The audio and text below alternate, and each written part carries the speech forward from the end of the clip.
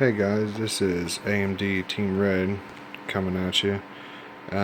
Last week I posted a video about a laptop I was working on, and I told you guys I would show you my system build. Well, unfortunately my system build had changed. Originally I talked about how I got the H80i GT cooler and I was going to put it in my case. Well, unfortunately it wouldn't fit. And I'll show you my old case I used to have. Got a little headlamp on here so we can get more lighting. This is my Thermaltake Commander case. It was a good case for what it was, and it did have decent airflow. It was a dust bunny though. It constantly had dust in it. But some of the issues I had with it, I tried to mount the cooler, or tried to figure a way to mount the cooler, well, actually up here, and it wouldn't fit because of the RAM. There's not enough space in between my motherboard and that to put it there. So my other option, of course, would have been to put it back here, but the problem with this was the same concept.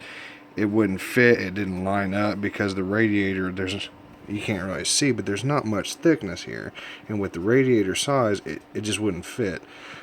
So in that I was forced to actually go and buy another case, and which is my Corsair 400R that you see here. Now there are several videos about this case. It is a very nice case and it's very roomy. I definitely like the bulging in the sides, which makes the cable management in the back a lot more doable. As you can see here, I do have the front white fans turned on. These fans come with it originally. On the side here, these are my Corsair AF 120s that were in my Thermaltake case, but I took those out and obviously put them in here because I like the red and black theme. And up here, and I'll show you the inside of the case later, these screws here come with the Corsair H100i GTX that I bought. The problem is Corsair with the case, they have these little rubber feet that fit for when you mount the fans to damper the vibration from the fans. Problem is these screws that come with the Corsair cooler are so small I couldn't get them to mount into the radiator, so I had to pop off those rubber damper pieces, and I just put obviously I did use the washers that come with it and put those on there, and it mounted up pretty fine. It is a very tight fit with my motherboard, and I'll show you that here in a second. I'll go ahead and take this case off.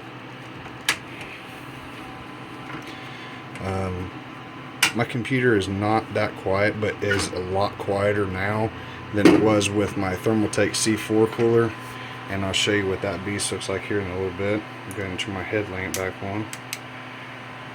Okay, there's my power supply. It's OCZ 750 watt fully modular power supply. As you can see, I haven't tied up my external fan wires yet, but I will get to that. Corsair logo, shining red, like I said, red and black. But I mean, it does look very nice inside my case.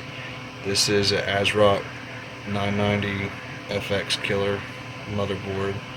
I have an AMD FX 6300 overclocked at 4.7 gigahertz. My RAM, I'm just running 16 gigs of Crucial Ballistics 1600.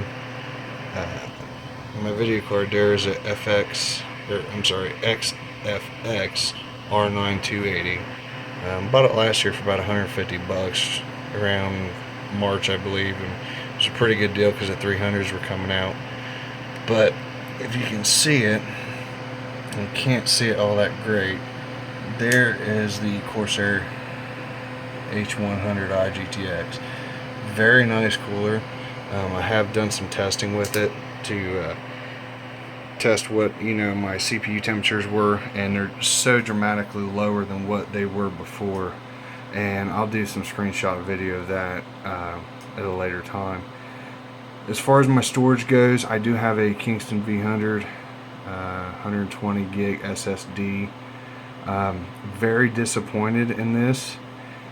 it is the read and write speeds are roughly about 100 and I say 120, 130 sequential, which is very low for an SSD. Linus Tech Tips did do a video talking about how he doesn't recommend the the V300s anymore because they changed the chips in them, so they're not near as fast. So unfortunately, I will be upgrading that. Well, not unfortunately, but I will be upgrading that at some point in time to probably a Samsung SSD. Below it is a 1 terabyte Western Digital Blue I use for all my game storage and whatnot.